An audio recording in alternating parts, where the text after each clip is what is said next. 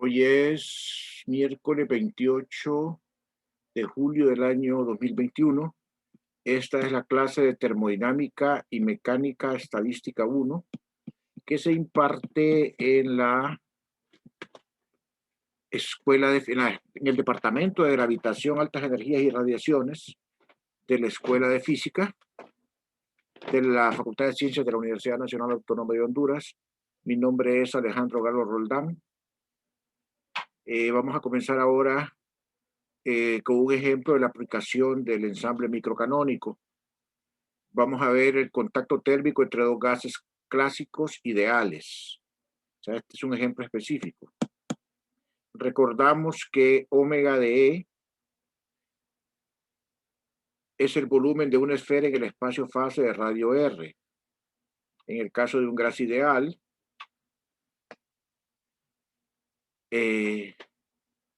y habíamos visto eso, ¿verdad? Antes, por eso que vimos antes algo de esos sistemas, habíamos encontrado entonces nosotros ese volumen, ya habíamos visto antes. Entonces, esa omega de E la podía escribir yo como una sigma de P por una sigma de Q, donde este es la parte del volumen que corresponde al espacio-fase, que se acuerdan que era una integral que hicimos, y este sigma de Q es el término B a la N, que es el volumen a la N, donde este volumen B es el volumen que corresponde a 3 dimensiones. O sea que esta es la integral sobre todas las coordenadas de posición. Y el volumen del espacio-fase habíamos encontrado que era una constante A3N R a la 3N. Esto ya lo habíamos visto. Y que habíamos visto que este R a la 3N era la raíz de 12, es la 2ME a la 3 medios, o sea, la raíz de 2ME elevado a la 3N. O sea, esto ya lo vimos antes, o sea, en el contenido del parcial anterior. Entonces, nosotros podemos ver que el volumen de la esfera, que sería el número de microestados accesibles, el número de puntos en el espacio-fase contenidos en esa esfera, iba a ser una constante por la energía elevado a la 3N sobre 2, donde esta constante C que está aquí solamente depende de las variables extensivas, o sea, por ejemplo, el volumen, y no depende de la energía E. Eso es lo importante, ¿verdad? No depende de la energía E. El logaritmo natural de P1, entonces, acuérdense que P era una constante era el logaritmo natural de omega por una constante. O sea, P era una constante, P era omega de E. Entonces, el logaritmo natural de P de E1 es una constante más 3 medios de N1 logaritmo natural de E1 más 3 medios N2 logaritmo natural de N2. Recuerden, P era una constante que le voy a llamar aquí C' por omega.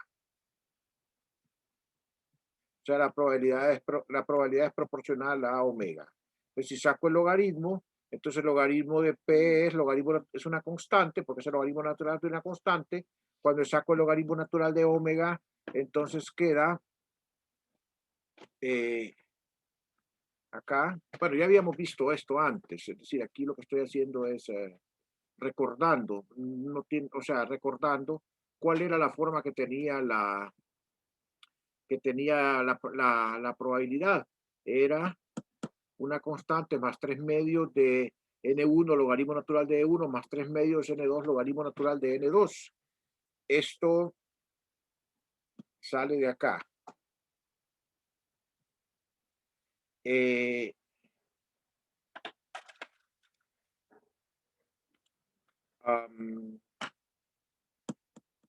de la forma de omega. Cuando saco el logaritmo natural, el 3n sobre 2 sale.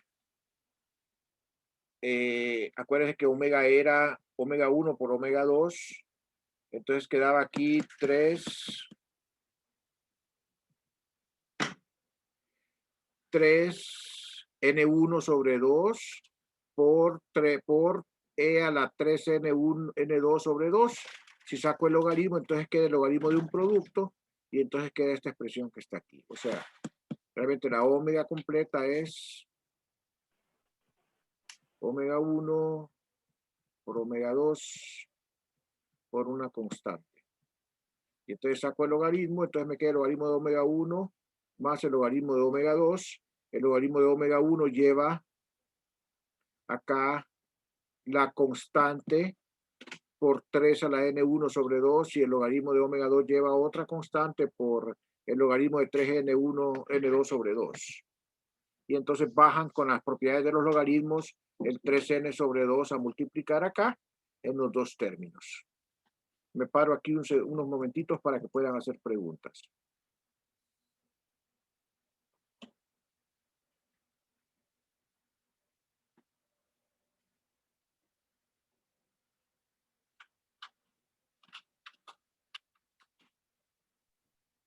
Dice que cuando dijo de que no dependía de las variables extensivas, pero no dependía de, me quedé pensando porque estoy viendo Sí, que dice CE a sí, la 3. sí, lo entiendo. Y ya le voy a explicar. Solo permítame aquí escribir correctamente esto.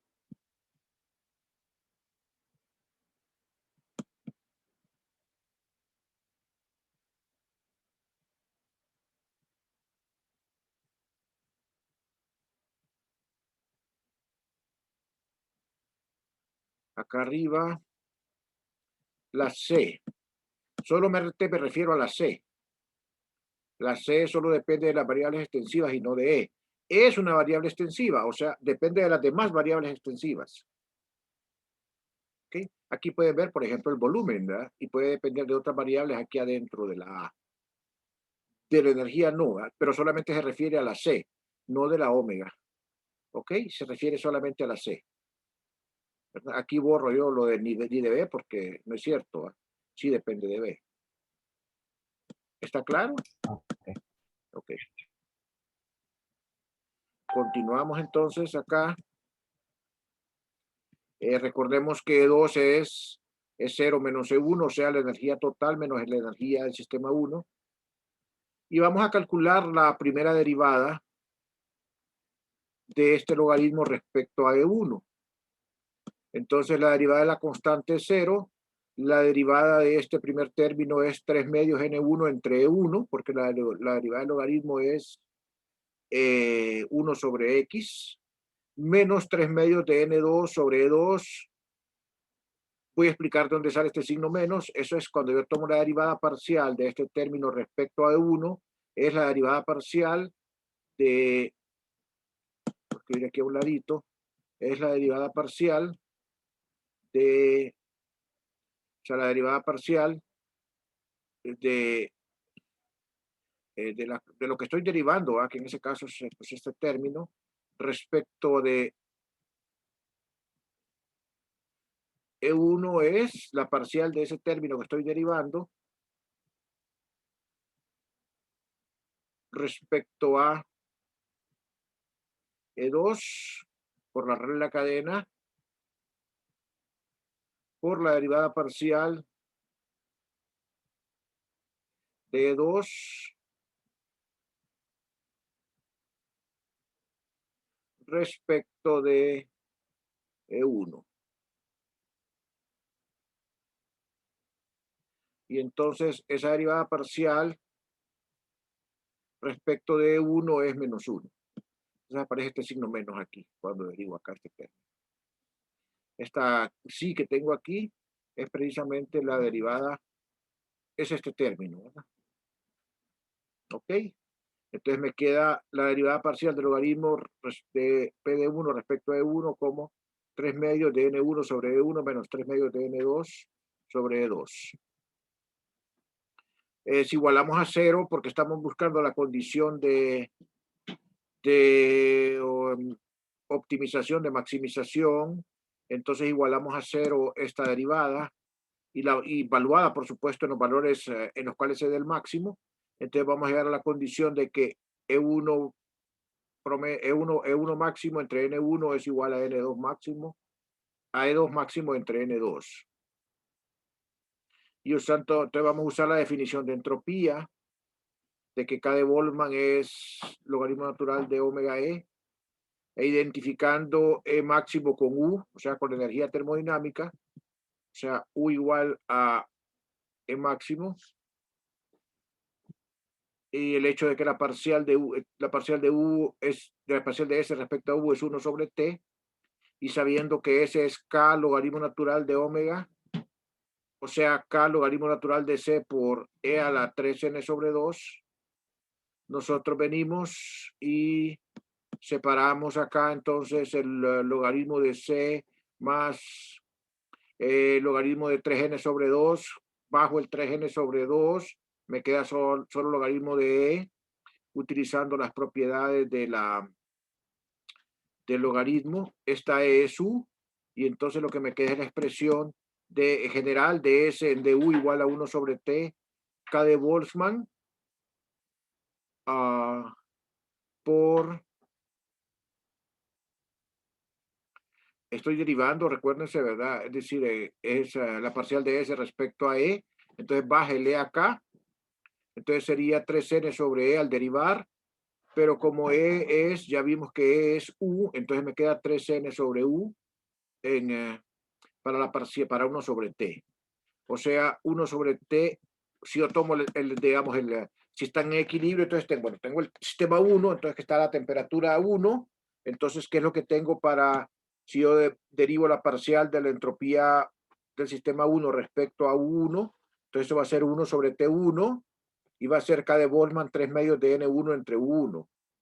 Y si yo vengo y tengo la condición para el sistema 2, entonces voy a tener que K de Boltzmann entre 3,1 es 3 medios N1 entre 1, o sea, 3 medios de N2 entre U2. Por lo tanto, lo que tengo, y tengo la condición de equilibrio de que estas dos, 1 entre K de Boltzmann T1 es igual a 1 entre K de Boltzmann T2, porque ya vimos nosotros que estas dos son iguales. Entonces, la condición lo que nos da es que T1 es igual a T2, o sea, igual a T, que es la condición de equilibrio, ¿verdad? Si los dos sistemas están en contacto térmico, va a llegar un momento en el cual las temperaturas de ambos van a ser las mismas, y esa es la condición de equilibrio, que T1 sea igual a T2. Estamos hablando de un gas ideal, ¿va? Estamos hablando del caso de un gas ideal. Además, si U1 es 3 medios de N1 K de Boltzmann por T1, eso lo sacamos de acá, ¿verdad? Fácilmente. Despejando U1 de aquí, ustedes van a ver que U1 es 3 medios de N1 K de Boltzmann T1. En general, si le quitamos el índice, decimos, bueno, 1 era nuestro sistema, entonces, si la energía interna de un sistema es 3 medios de NK de Boltzmann por T, poniendo en general, en vez de ponerle índice a nuestro sistema particular, que es el sistema 1, entonces llamamos 3 medios de K de Boltzmann por T a la temperatura interna, encontramos la ecuación de estado de un gas ideal, ¿verdad? Entonces hemos encontrado la ecuación de estado de un gas ideal a partir de la función omega, que es la energía, que es el número de estados accesibles al sistema, que es una función microscópica. Ok, hasta ahí, pues la primera derivada nos ha dado la información. La primera derivada del logaritmo natural de omega nos ha permitido llegar a la ecuación de estado, porque esa es una forma de escribir la ecuación de estado. U igual a 3 medios de NK de Boltzmann por T. La ecuación de estado del gas ideal.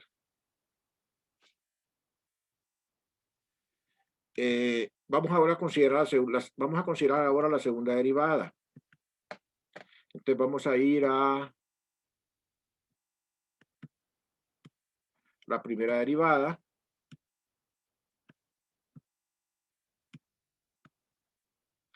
Que era este término que está aquí. Si yo lo derivo, ahora lo voy a derivar otra vez respecto a U1. Vamos a ver qué pasa entonces si lo derivo. Observen el término, si quieren copienlo aparte en una hoja de papel. Esta primera derivada, copienla en una hoja de papel para que la tengan a mano, por favor. Esta primera derivada.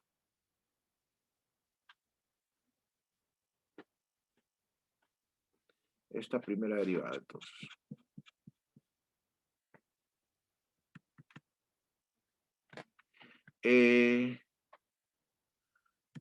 Vamos a bajar entonces.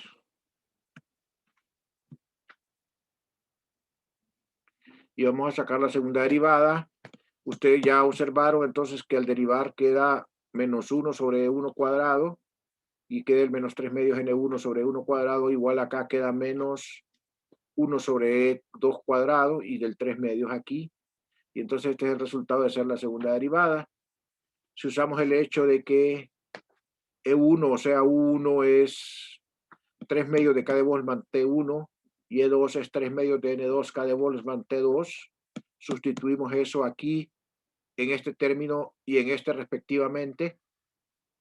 Entonces vamos a tener que la segunda derivada de logaritmo natural de P de 1 con respecto a E1 cuadrado, en su valor máximo, por supuesto, va a ser entonces ahora menos 3 medios de N1, 3 medios de N1 K de Boltzmann T al cuadrado, menos 3 medios de N2 por 3 medios de N2 K de Boltzmann T al cuadrado, porque estos valores se obtienen a partir de igualar los valores máximos de E1 y de E2 respectivamente. Acuérdense de eso, los valores máximos, ¿verdad? Que son los mismos valores medios. Entonces la segunda derivada respecto a E1, valuada en los valores máximos, va a ser, entonces lo único que hago aquí es escribirlo de otra forma, el 3 medios al cuadrado, aquí el 3 medios que está acá con el signo menos, el N1 y tengo N1 cuadrado, K de Boltzmann al cuadrado, T cuadrado, pues, ¿verdad? Este sería entonces, la temperatura T1 es igual a la T2, por eso no le pongo índice. Ella igual acá, ¿verdad? La misma separación en este término que está acá. Entonces, el resultado es que la segunda derivada, factorizando, le va a quedar menos 2 tercios, porque esto se simplifica y queda como menos 2 tercios, K de Boltzmann al cuadrado, T cuadrado, y lo que queda acá al cancelar es 1 entre N1, y aquí queda 1 entre N2, el signo menos ustedes lo sacan afuera de factor común, y este es este signo menos que está aquí. Entonces esta es la expresión al cual nos queda la segunda derivada. Claramente nosotros sí podemos ver que al hacer la suma de quebrados acá, esto nos queda N1 más N2 por N1 entre N2, el signo menos claramente aquí, la K de Boltzmann acá, la temperatura absoluta siempre es positiva definida, con más razón si está al cuadrado, y este término estrictamente es menor que cero, porque todo lo que está aquí es mayor que cero, situación que nos garantiza de que se trata de un máximo, de un mínimo, de un máximo, perdón, ¿verdad? Acuérdense que la condición de optimización exige que la derivada sea que la segunda derivada sea negativa para que sea un máximo. ¿Alguna pregunta hasta el momento?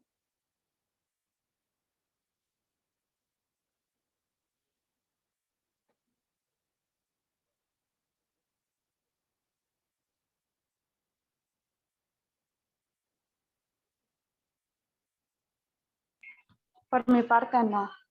Vamos a continuar entonces. Gracias por la retroalimentación.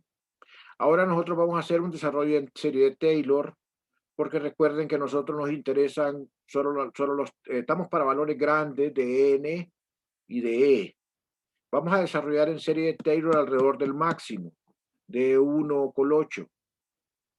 Entonces el desarrollo en serie de Taylor es pues la constante, que es lo que le da a evaluar la función en el valor fijo, 1,8, más un medio, y que solamente queda la segunda derivada, porque la primera derivada de cero, por definición. La primera derivada evaluada en el máximo es cero, porque se trata de que E1,8 corresponde a un máximo.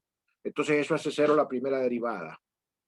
Entonces, si nosotros tomamos el valor que habíamos encontrado para la segunda derivada, ¿verdad? Que era el que tenemos acá,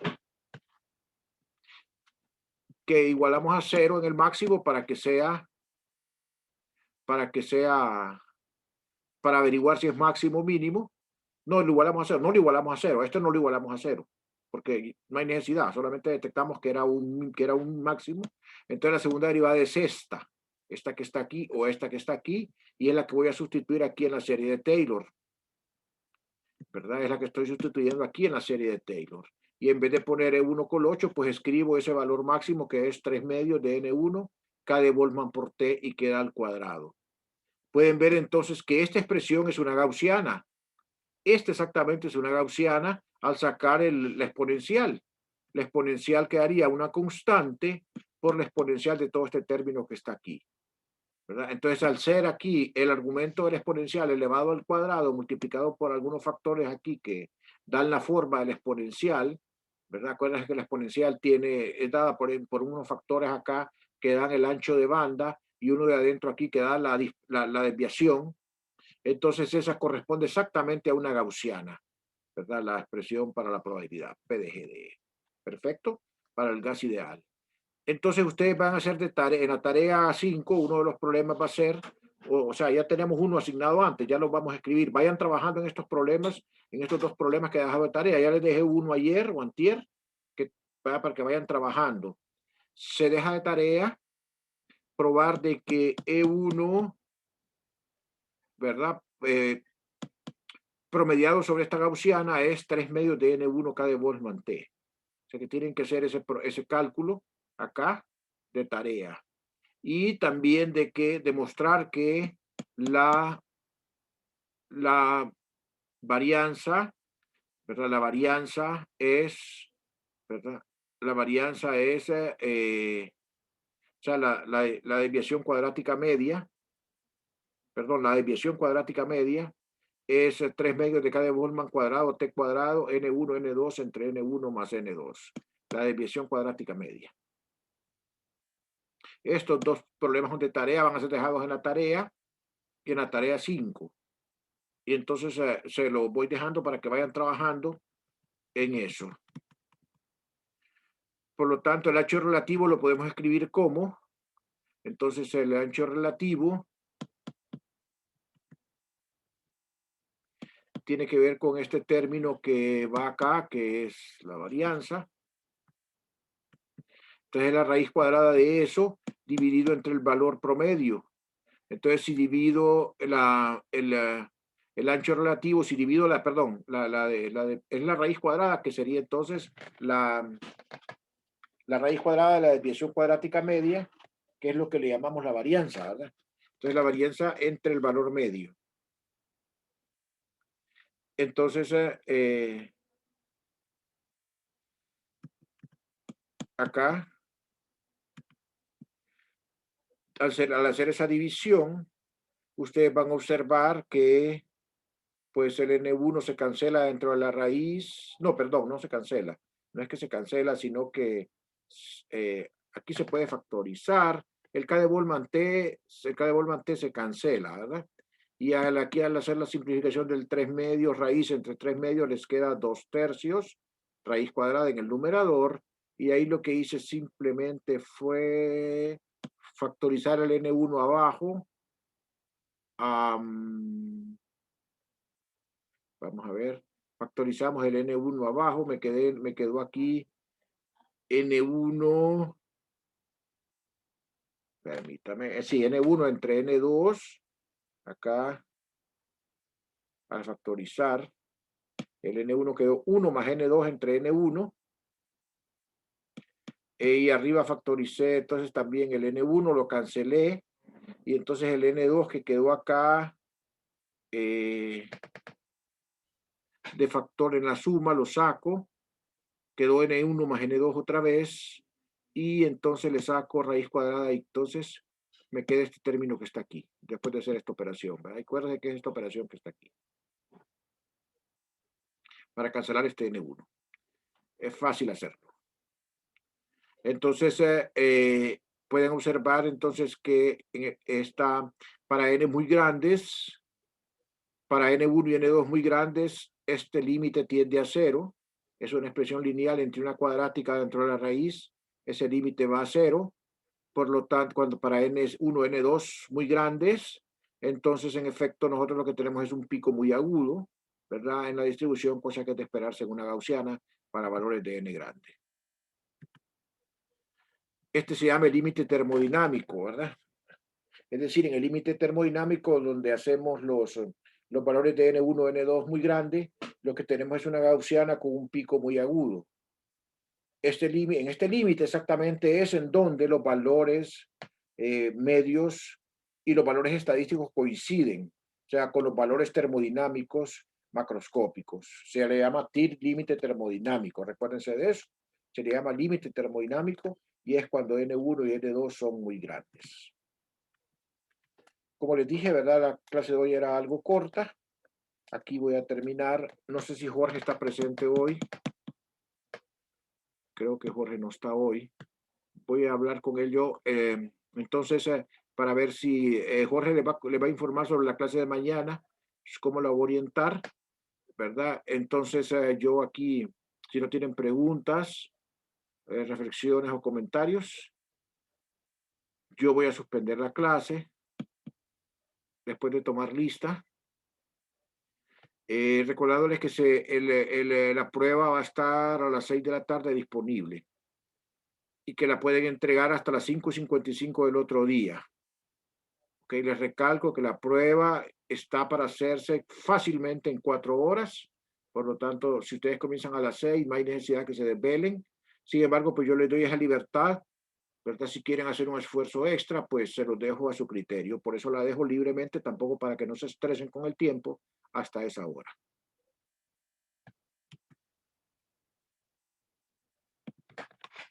Si no tienen preguntas ni comentarios, voy a suspender aquí la sesión de hoy, agradeciéndoles su fina atención y deseándoles una feliz tarde y un buen provecho en sus alimentos.